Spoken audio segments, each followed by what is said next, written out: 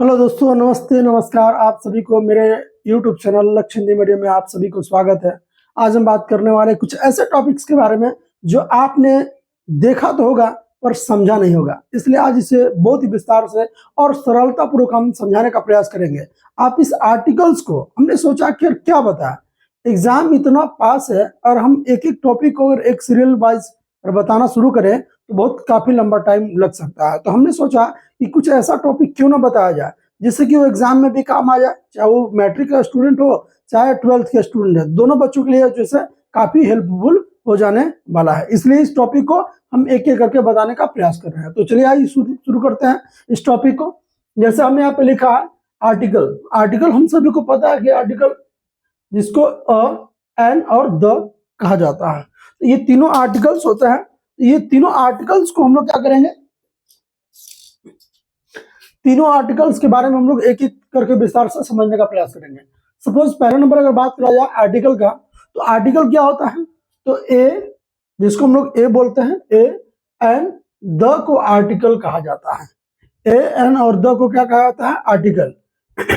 अब यहाँ पे बात करते हैं आर्टिकल मुख्यतः कितने प्रकार के होते हैं, तो आर्टिकल मुख्यतः दो प्रकार के होते हैं। फर्स्ट नंबर यहाँ पे लिखे हैं इंडिफिनिट आर्टिकल।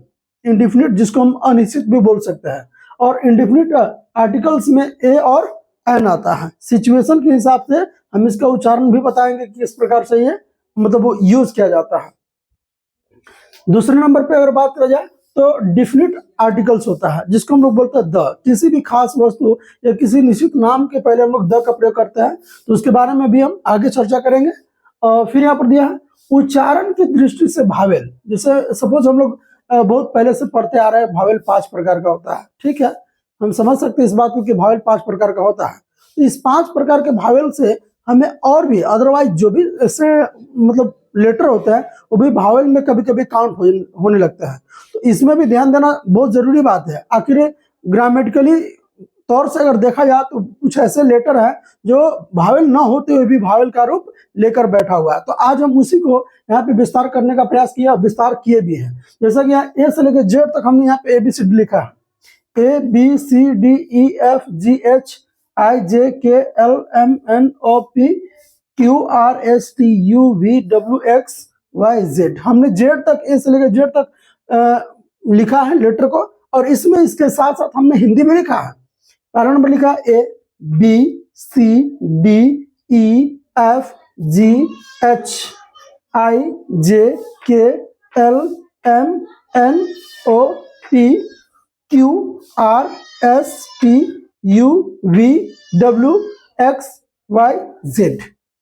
अब इसमें थोड़ा सा समझना है कि उच्चारण क्या होता है। आप सभी को पता है कि जब आप कोई भी शब्द को बोलते हैं तो बोलते समय जो आपका ध्वनि निकलता है वो किस उच्चारण के माध्यम से निकल रहा है, तो उस उच्चारण को आपको समझना बहुत जरूरी है। सपोज मान लीजिए उच्चारण किस तरह से हो रहा है। अगर हम लोग हिंदी की बात करा जाए तो स्वर्ण वर्ण किसे कहते हैं, तो स्वर्ण वर्ण में क्या होता है, जिसका उच्चारण बिना किसी दूसरे वर्ण की सहायता से बोली जाती हो। तो वैसे शब्दों से जब कोई भी लेटर अगर स्टार्ट होता है तो वो भावेल कहलाता है। जैसे यहाँ पे बात करा जाए तो फर्स्ट नंबर पर हम बोलेंगे ए। ये क्या है, भावेल है। क्यों, क्योंकि ए जब हम अ आ ई बोलते हैं तो उसमें ए जो एक ऐसा लेटर होता है, ऐसा शब्द होता है जो स्वर वर्ण के अंतर्गत आता है। इसके बाद फिर आता है ई, फिर इसके बाद आता है एफ, इसके बाद क्या आता है एच, इसके बाद क्या आता है आई, इसके बाद क्या आता है एल, इसके बाद क्या आता है एम, इसके बाद क्या आता है एन, इसके बाद क्या आता है ओ। ये जितना सारा है उच्चारण के दृष्टिकोण से भावेल है। यानी इसको भी बोल सकते हैं, आर को भी बोल सकते हैं, एस को भी बोल सकते हैं, इसके बाद एक्स को भी बोल सकते हैं, इसके बाद और कोई नहीं होगा। अगर उच्चारण के दृष्टिकोण से अगर बात करा जाए तो भावेल मुख्यतः 12 प्रकार का होता है। कितना होता है, 12। जैसे कि यहाँ पे देख सकते हैं एक यहाँ 2 3 4 5 6 7 8 9 10 11 12। ये 12 का अगर उच्चारण अगर देखा जाए तो सब में क्या है, भावेल से शुरुआत हो रहा है। ये हिंदी के दृष्टिकोण से अगर बात करा जाए, व्याकरण के दृष्टिकोण से बात करा जाए तो जितने भी लेटर का जो पहला अक्षर है वो स्वर्ण वर्ण का लिया हुआ है। अब हम बात करते हैं भावेल, जो जेन्युइन हम लोग पढ़ते आ रहे हैं। भावेल मुख्यतः 5 प्रकार का होता है। जैसा कि हमने यहाँ पे लिखा है AEIOU 5 होते हैं। हमने बगल में नंबरिंग भी दे दिया है ताकि आप इसको कवर भी कर सके और कोई छोटा बच्चा भी और देखे तो समझ सकता है। तो AEIOU क्या है? 5 भावेल है। और यहाँ पर देख सकते हैं इसका उच्चारण किस तरह से किया गया है।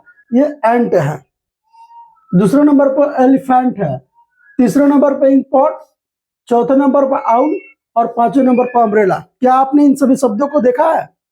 जितने सारे वर्ड का प्रयोग किया जा रहा है, इसका जो उच्चारण है, शब्दों का उच्चारण है, उसमें ध्यान से देखा जाए तो ए आई का अक्षर है, ए भी आई का अक्षर है, ई भी आपको आई का अक्षर है, आउल में अगर बात करें तो भी आई का अक्षर है, और अम्ब्रेला में भी बात करा जाए तो सब में क्या है, यानी अ आ ई उ री ए आई ओ औ, यानी कि जितना भी भावेल होता है उन सभी शब्दों से उच्चारण किया हुआ है। इसलिए इसको हिंदी के दृष्टिकोण से देखा जाए ये 5 गो भावेल कहा जा रहा है।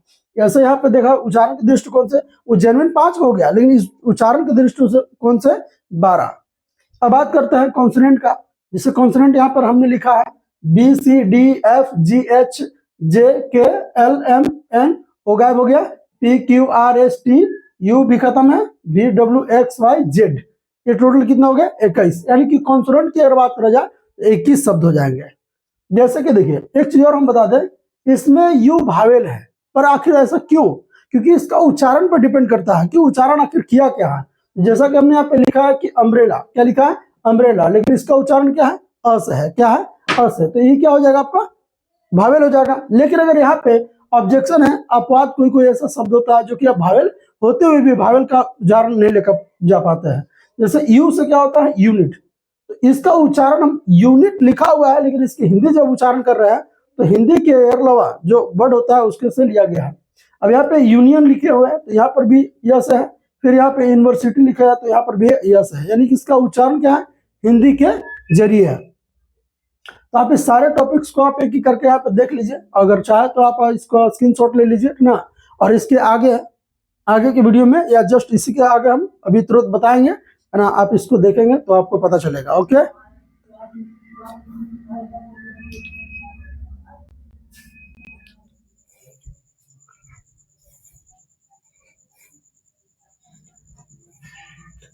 जैसा कि अभी हमने बताया आर्टिकल के बारे में, उसी को और आगे विस्तार से बताने का प्रयास करेंगे। जैसे आप देख सकते हैं, जैसे सामान्यतः स्पोकन इंग्लिश में ए का उच्चारण अ होता है और एन का उच्चारण अन होता है और द का उच्चारण द या दी किया जाता है।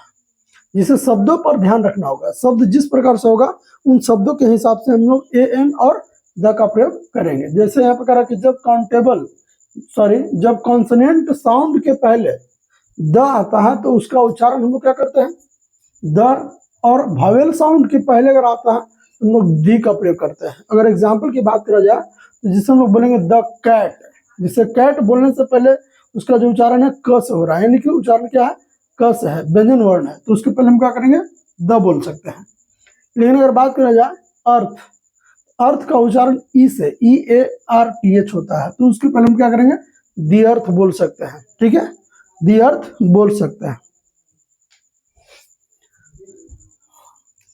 जैसे यहाँ पे देख ले, जिसे हम बात करें द कैट, इसके पहले क्या है? कॉन्सोनेंट है, तो कॉन्सोनेंट के पहले अगर देख रहे हैं कि यहाँ उच्चारण क्या करेंगे? द करेंगे। क्या करेंगे? द। लेकिन अगर बात करा जाए जैसे BARTH, तो अर्थ है, तो ई भावेल से शुरू होता है, इसलिए हम क्या करेंगे? लिखेंगे द, लेकिन इसको पढ़ेंगे दी पढ़ेंगे। ठीक है। आर्टिकल्स का प्रयोग नाउन के पहले किया जाता है। आर्टिकल का जो प्रयोग होता है वो नाउन के पहले ही होता है। जैसे यहाँ पे देख सकते हैं कि this is a pen. Pen क्या है? नाउन है। तो नाउन कौन सा है? तो हम सभी को पता है कि पेन जो कि कलेक्टिव में आता है, कॉमन नाउन में आता है। किसमें आएगा? कॉमन नाउन में। फिर यहाँ पर देख रहे हैं कि आई हैव अ बुक, यहाँ पे क्या है? ए भी आपका नाउन है, ए भी आपका नाउन है और ई भी आपका नाउन है। तो नाउन के पहले क्या लगाएंगे? हम आर्टिकल का प्रयोग करेंगे। और यहाँ पे क्या लगा है? ए लगा है, यहाँ पर भी ए लगा है, लेकिन यहाँ पे इंकपॉट है तो इसलिए एन लगाया गया है। यहाँ पे द ताजमहल, यानी कि द ताजमहल जो है से उसके पहले क्या लगा दिए? द। और अर्थ के पहले भी क्या लगा दिए? द। ठीक है, तो इसके बारे में हम लोग समझ सकते हैं कि ये सब क्या है? नाउन ये सब नाउन ही तो है। द ताजमहल हो गया, चाहे अर्थ हो गया, ये सब नाउन है, ठीक है। इंडेफिनिट आर्टिकल्स का रूल यहाँ पे कहता है कि रूल्स नंबर 1 फर्स्ट का बात करा जाए तो ए और एन को इंडेफिनिट आर्टिकल कहा जाता है। इसका use indefinite singular countable noun के पहले किया जाता है, पहले किया जाता है। जैसा कि यहाँ पे देख सकते हैं, इस जितना भी यहाँ पे लिखा हुआ है सब क्या है, अनकाउंटेबल नाउन है, सॉरी काउंटेबल नाउन है, क्योंकि इसको गिना जा सकता है। अब यहाँ पर बात करते हैं रूल नंबर 2, यदि शब्द के उच्चारण के प्रथम ध्वनि स्वर हो तो उस शब्द के पहले एन का प्रयोग होता है या किया जाता है। जैसे ये अम्ब्रेला लिखा हुआ, तो अम्ब्रेला शुरुआत करने से पहले उसका पहला लेटर क्या है, वावेल है, यानी कि स्वर है, तो उसके पहले हम लोग एन लगाएंगे। फिर यहाँ पर दिया आउल, तो आउल के पहले भी क्या लगाएंगे, एन। फिर एंट लिखा हुआ है तो इसके पहले भी एन लगा देंगे। फिर यहाँ पे हॉनेस्ट लिखा हुआ है, हॉनेस्ट, लेकिन पढ़ाता है ऑनेस्ट, इसलिए इसके पहले क्या करेंगे, एन लगाएंगे। ईटीसी वगैरह बहुत तरह का आपको मिल जाएगा, और इसके और अगले वीडियो में आपको सारा डिटेल हम बताएंगे। तब तक के लिए मैं आप सभी को बता दूं, ये जो चैनल है लक्ष्य हिंदी मीडियम, आप इसे चैनल को सब्सक्राइब करें, लाइक करें, वीडियो अगर अच्छा लगता है तो ज़्यादा से ज़्यादा शेयर करें और अपने दोस्तों को भी बताएं और मुझे हौसला दें, ताकि मैं इस तरह के वीडियो और भी अपलोड कर पाऊँ। एग्जाम के दृष्टिकोण से बहुत ही मार्केबल पॉइंट है, आप इसको देखें, इतना सारा पॉइंट, इसमें और भी हम आगे बात करेंगे, जो आपको जितना भी हो सके उसे हम पूरा करने का प्रयास करेंगे। एक एक रूल्स को हम आपको इस पे रखेंगे, ठीक है। ओके, थैंक यू, धन्यवाद, जय हिंद।